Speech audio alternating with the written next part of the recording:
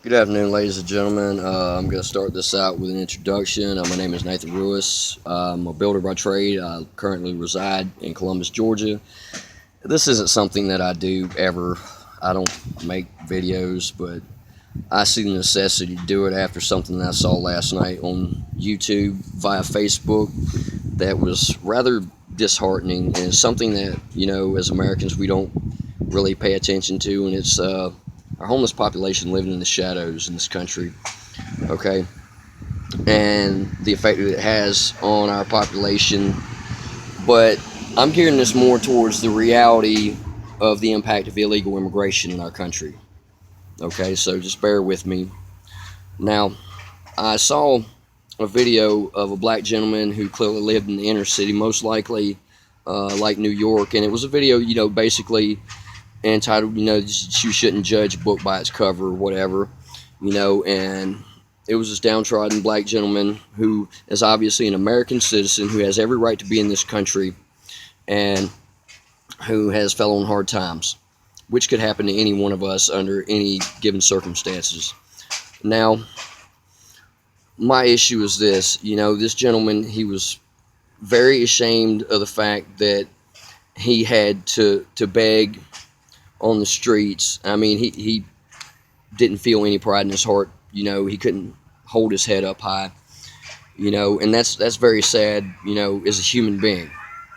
In our culture these days, there's so much, in the form of racism and race baiting, to where people would just make everything a racial issue or whatever. But we're Americans first and foremost. We're not African Americans. We're Americans. We're not white Americans. We're Americans. We're not Mexican or Italian or German Americans. We're Americans.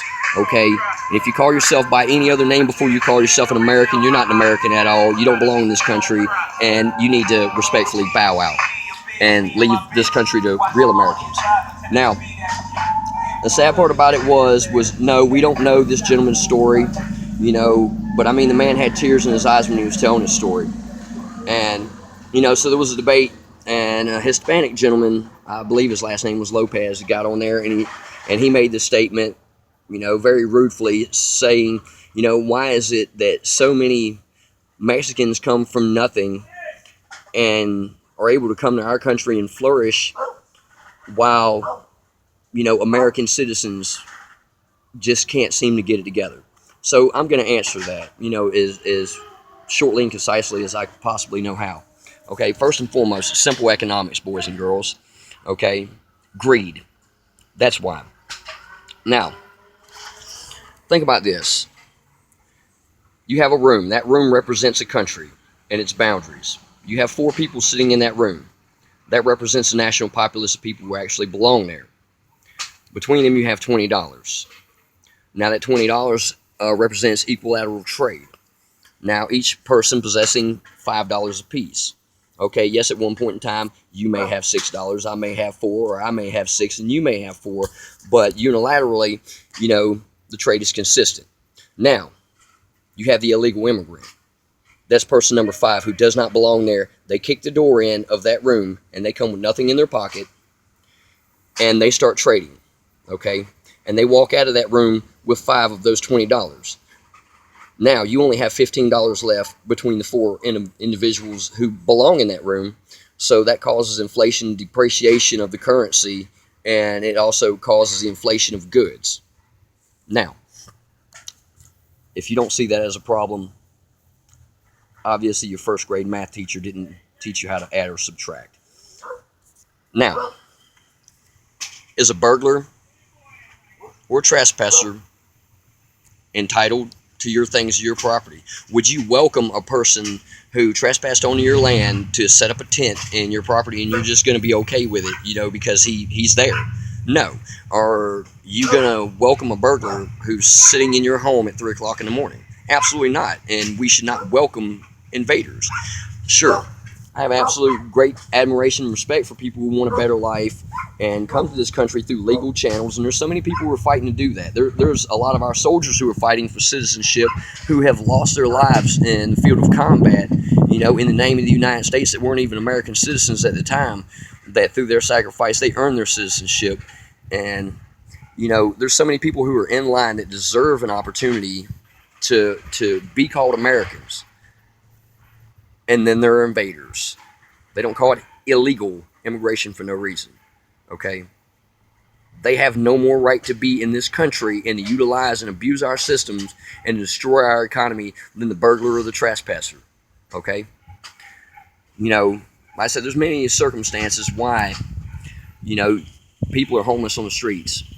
And, you know, some people say, well, they choose it. They lack the will to drive.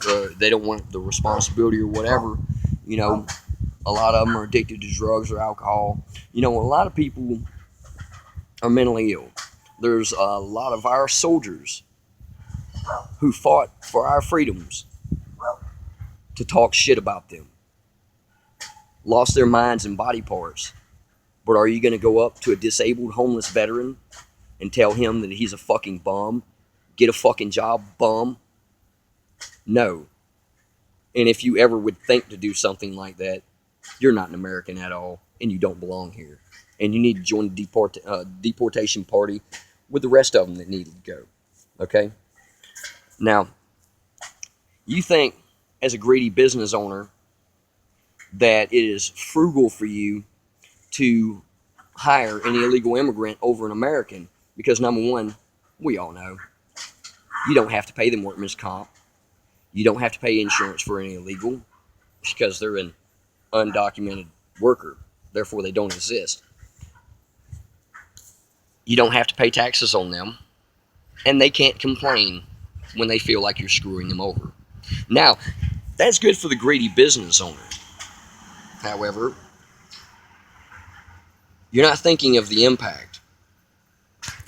I mean, it's far-reaching, where people can't get jobs in their own communities. Many resort to crime. And no, I'm not excusing crime, you know, but I'm stating facts, okay? A lot of people that are on the streets now, you know, I mean, economy changes, job losses due to illegal immigration, foreign outsourcing of jobs, but nobody seems to care about that. But we want to rah-rah for, you know, illegal immigrants to stay in this country and to be naturalized. You know, they don't care about our rules. They don't care about our laws. They don't even respect us enough to learn our language.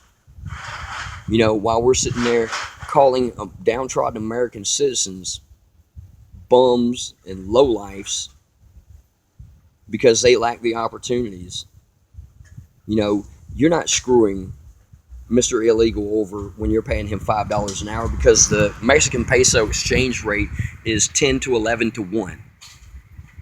You're paying him $50 to $55 an hour in his currency, and that man can go back to Mexico, and with $10,000 he can live better than people, you know, that live in these nice neighborhoods like the Hamptons, okay?